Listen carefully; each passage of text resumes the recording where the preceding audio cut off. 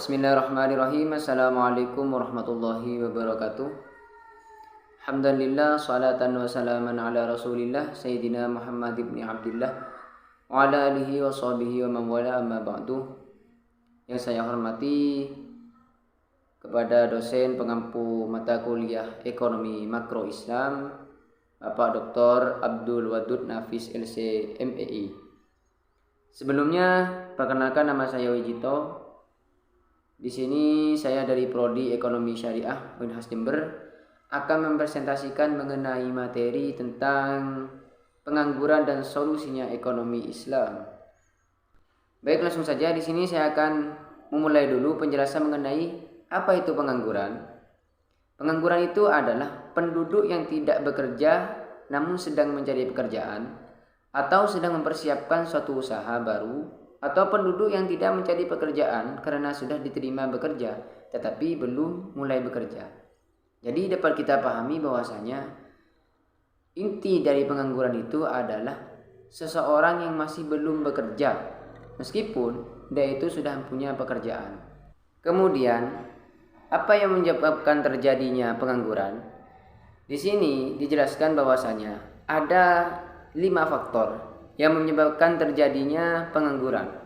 Yang pertama adalah besarnya angkatan kerja tidak sebanding dengan kesempatan kerja. Hal ini terjadi, ketidakseimbangan terjadi apabila jumlah angkatan kerja lebih besar daripada kesempatan kerja yang tersedia. Maka karena itu, angkatan kerja itu membutuhkan lapangan kerja yang lebih luas. Kemudian faktor yang nomor 2 adalah kurangnya keahlian yang dimiliki oleh para pencari kerja. Banyak jumlah sumber daya manusia yang tidak memiliki keterampilan menjadi salah satu penyebab makin bertambahnya angka pengangguran. Yang nomor 3, kurangnya informasi, di mana pencari kerja tidak memiliki akses untuk mencari atau informasi tentang perusahaan yang memiliki kekurangan tenaga kerjaan. Kemudian yang nomor 4, kurang meratanya lapangan pekerjaan. Banyaknya lapangan pekerjaan di kota dan sedikitnya peralatan lapangan pekerjaan. Yang nomor 5, masih belum maksimalnya upaya pemerintah dalam memberikan pelatihan untuk meningkatkan soft skill bagi para pekerja. Kemudian, dengan adanya pengangguran di sini, apa dampak yang ditimbulkan ketika pengangguran ini terjadi? Di sini ada beberapa dampak yang ditimbulkan oleh adanya pengangguran. Yang pertama, pengangguran bisa menyebabkan masyarakat tidak dapat maksimalkan tingkat kemakmuran yang dicapainya. Hal ini terjadi karena pengangguran bisa menyebabkan pendapatan nasional real yang dicapai masyarakat akan lebih rendah daripada pendapatan potensial. Kemudian dampak negatif yang selanjutnya adalah pengangguran akan menyebabkan pendapatan nasional yang berasal dari sektor pajak berkurang. Hal ini terjadi karena pengangguran tinggi akan menyebabkan kegiatan perekonomian menurun, sehingga pendapatan masyarakat pun akan menurun.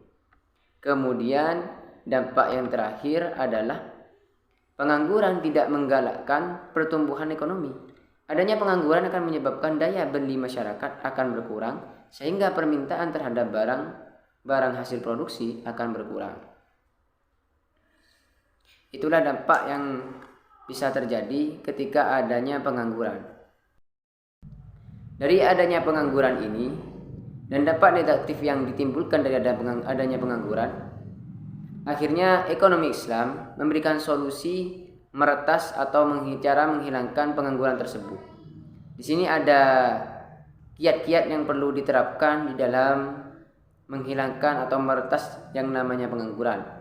Yang pertama, mekanisme sosial ekonomi. Dalam Islam, bidang ekonomi kebijakan yang dilakukan khilafah atau pemimpin adalah meningkatkan dan mendatangkan investasi yang halal untuk dikembangkan di sektor real, baik di bidang pertanian dan kehutanan, kelautan dan tambang, maupun meningkatkan volume perdagangan.